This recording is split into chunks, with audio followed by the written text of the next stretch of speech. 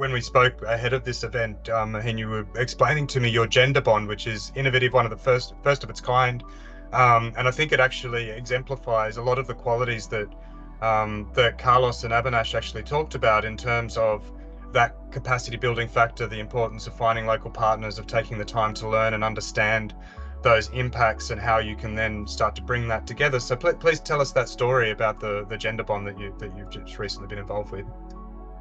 Sure. So this was almost a year-long process, I think, to get to the stage where we could actually talk about issuing this gender bond. So as a foreign investor, what was our primary aim? So we needed to find a partner locally who was able to carry forward our own thought process in terms of impact finance and do something innovative as well, and make it more sort of market relevant and particularly capital market relevant.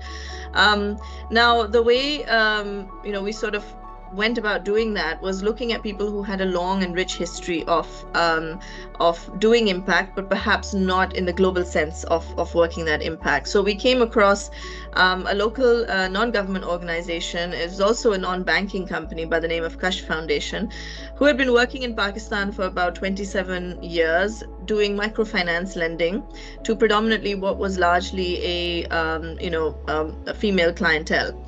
And a lot of them were low-income women working in the rural sector, and very small loans to kind of help them with working capital and their own businesses and so on and so forth. So we partnered with Kashf because we really believed in their story and their ability to carry forward their own credit processes through their own learning, and they had really come up with a very nice institution. And so when we started discussing this with them, we said, is there something we can do in the capital market? And I think the main pushback that we got from them was, well, our credit rating is not where the capital market would like it to be, and hence we are not at that stage where we can attract sort of the really big money, such as pension funds or mutual funds, etc., because our credit rating is just simply not there. So what we did is effectively to cut a long story short, we've now signed on with them to do a gender bond, which is going to be 100% fully guaranteed by InfraZamin. And so the bond actually takes on our own credit rating, which is AAA in Pakistan, and backed by Guaranco, which is AA- by Moody's internationally.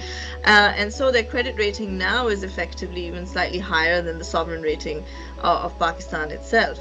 And so we've taken this bond to the actual capital market, kept it completely 100% commercial.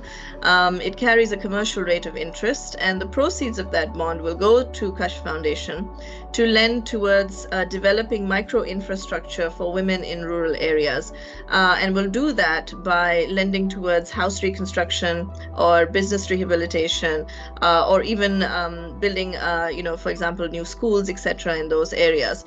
And because the lending is 100% towards women, it does meet the UN sort of principles of a gender bond and hitting the targets in terms of SDG 5.